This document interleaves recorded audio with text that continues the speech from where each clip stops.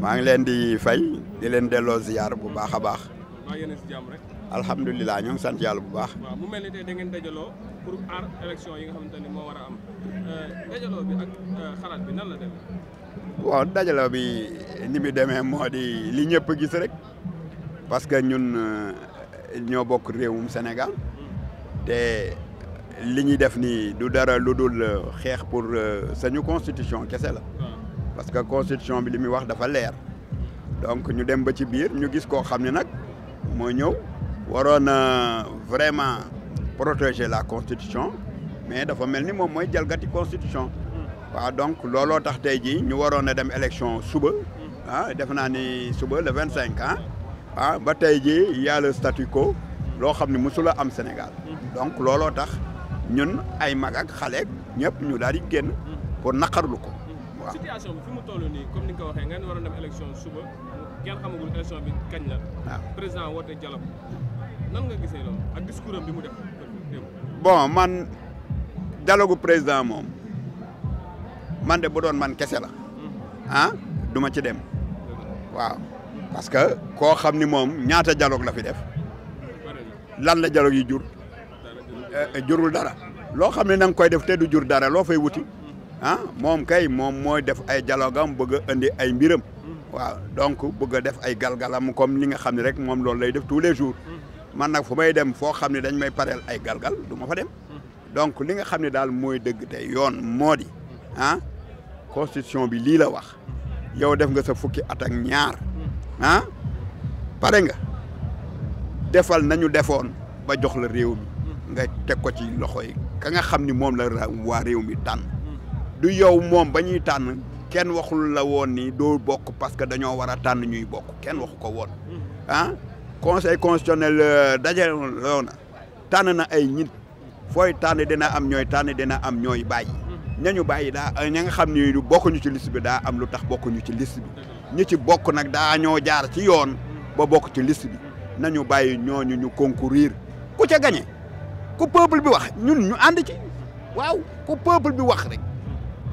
au soir des élections ki nga xam ni moom moo ëpp lay voix ak ku mu mën a doon ci les 19 ñun on va se ranger derrière lui waaw na élection yi jaar yoon rek. mais situation bi fu mu toll Sénégal jamono ji ñu naan ay Macky Sall mandat bi day jeex le 2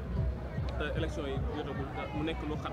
est-ce que bu ñëpp toogee demuñ dialogue bu gën a compliqué parce que nee na dialogue bi ci lay tànnee date bu mu war a jël. saa waay dialogue conseil constitutionnel neewu ko demal nga def dialogue nga tànn date. dafa ni ko tànnal date lu mu gën a gaaw yii yëpp ay yàggal jël la rek waaw yàggal jël la te loolu nag jaru ko nee na moom le 2 lay dem mais avant muy wax le 2 lay dem lu mu njëkk a wax article 36 alinéa 2 article 36 alinéa 2 li mu wax mais ñun xam nañ ko saa waay du ñun mag ñi nga xam ni moi j'ai fait 37 ans de carrière. J'ai fait 28 ans dans l'administration centrale. lu ma nekkul amul nag. lu ma nekkul xanaa ministre te maa doon bañ. lu ma nekkul amul. jóge fi dem au niveau international j'ai travaillé au centre de recherche pour le développement international du Canada. j'ai géré presque toute l'Afrique. waaw lépp li Canada di def. sur la question des nouvelles technologies d'information et de communication. waaw Communities and Information Society in Africa. yooyu yëpp man maa ko doon gérer ñoom maa ngi ci woon di ci liggéey waaw dégg nga donc ñun xam nañu li xew daal moo di nañu dem élection bu Pathé gagné ca ngoon ñu xam ni Pathé gagné bu Modou gagné ca ngoon ñu xam ni Modou gagné ñu xam ni kii la Sénégalais yi bëgg rek ñun ñu ànd ci c'est tout. mais est-ce que yéen a ngi bàyyi xel bu nee ba le 2 élection yi amul nan lay demee. mais loolu la bëgg loolu lay viser. c'est un vide constitutionnel un vide juridique la fi nar a andi. oui parce que ñoom ñoo ngi interpréter l'article 36 alinéa 2 alors que l'article 36 alinéa 2 li muy wax dafa leer nañ dafa ni bu ngeen demee comme actuellement nii ñu commencé woon mu convoquer le corps électoral d'ici le 2 xam nga boo ñu demee premier tour dinañu toogaat lu ma 15 jours doog a dem deuxième tour su fekkee le 2 jot. bu boobaa mun naa toog en attendant xam nga toog boobu du weesul mat semaine waaw loolu la article 36 alinéa 2 wax mais article 36 alinéa 2 waxu la ni boo organisé wul élection nga toog il n'a jamais dit ça dañoo jàng droit université gi lañ jàngi ñun ba ñuy jàng du heure bii waaw ba ñuy jàng du heure bii ñun ba ñuy dugg université moom Macky Sall te duggul université waaw. léegi lan ngay mën a wax tey ban message ngay joxe pour Sénégal xam nga. non ñun sañu message toujours dañ doon wax ay passé message de violence ñun message de paix la ñu mus a wax.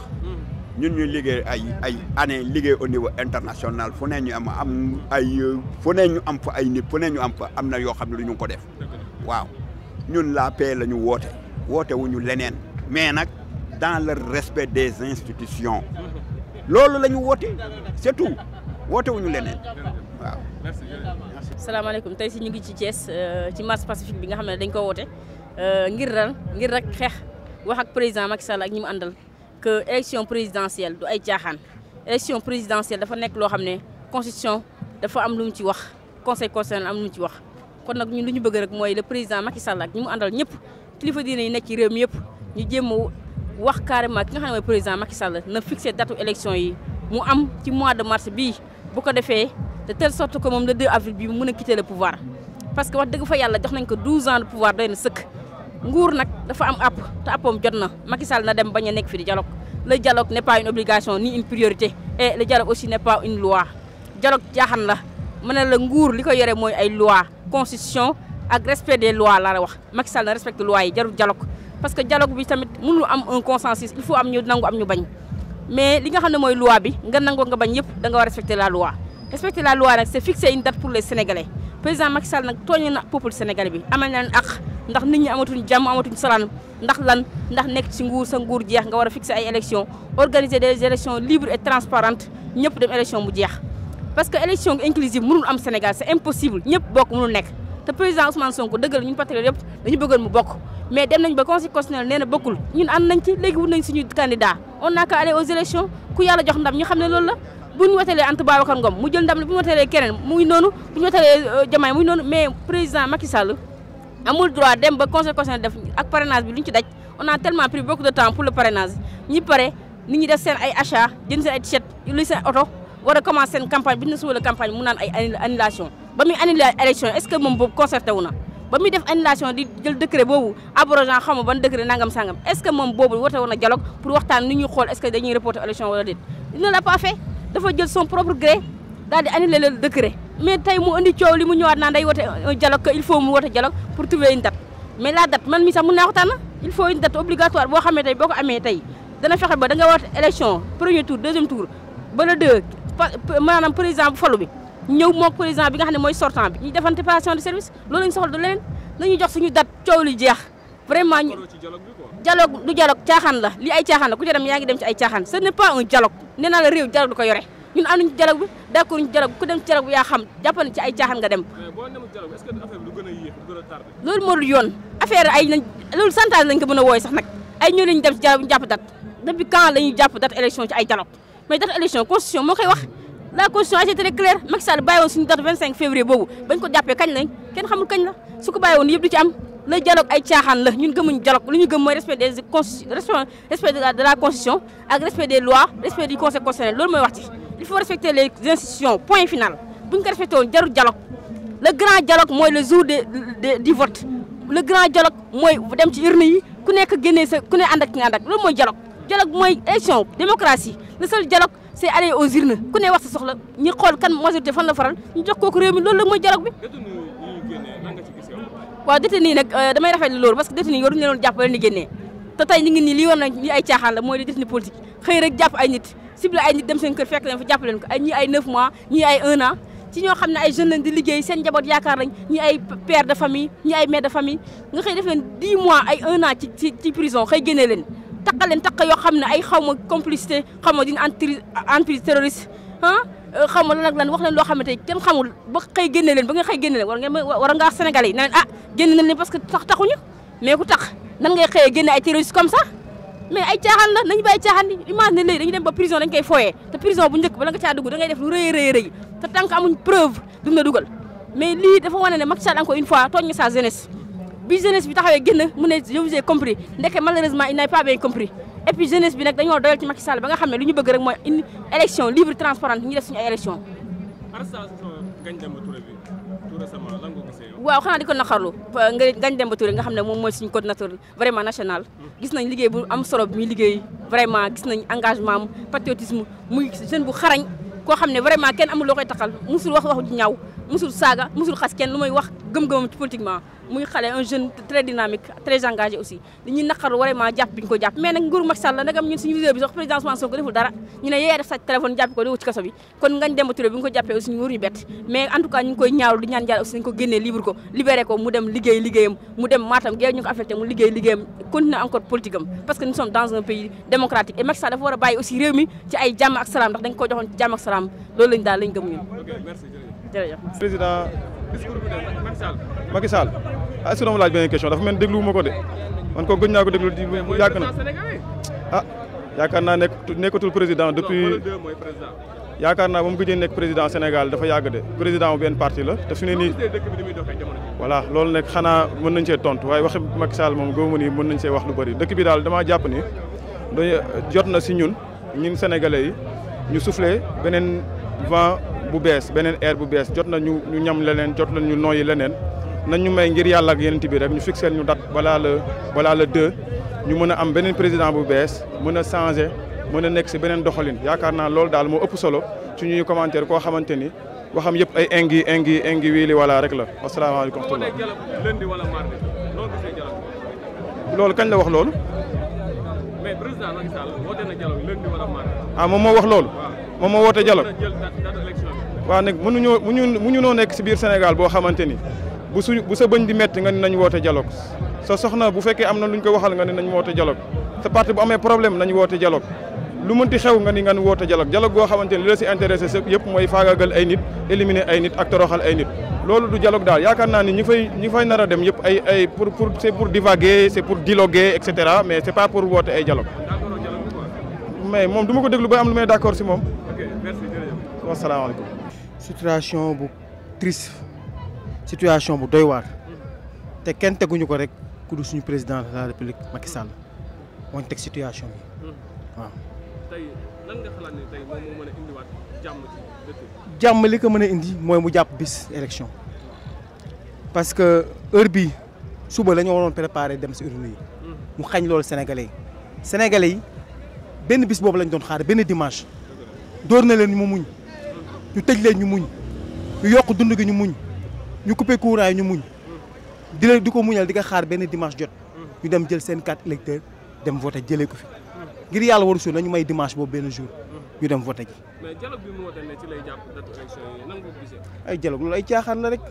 Macky Sall mënul nekk saa yu nekk ci position de faiblesse rek mu ne dialogue sa xar suy ngénte nga ne dialogue say ginaar suñuy xeex nga ne dialogue ba kañ dialogue ban sens la am conseil constitutionnel tànn na 20 candidats si 20 candidats yooyu mu ne ñooy dem élection ñoom ñu bëggoon ñoom saay-saay ñu bëggoon am lu ñu sukkandiku ne si 20 candidats yi am na si koo xam ni amul dafa am nationalité française kooku dem retiré wu candidature am xamatuñ fi ñuy jàll ñu jéem a di wo ne day def dialogue bi la luñ si namm woo parti candidat recalé yi boole candidat apte yi pour léegi jaxasoo am seen diggante ñu dem suñ demee consensus du mën a am parce que ñee day bëgg ñu changer date bi ñii duñ nangu loolu moo tax rek moo woote dialogue mais amul benn sens lu mu siy jëlee Sénégal moom rek moo si bëgg a gagné te moo siy gagné.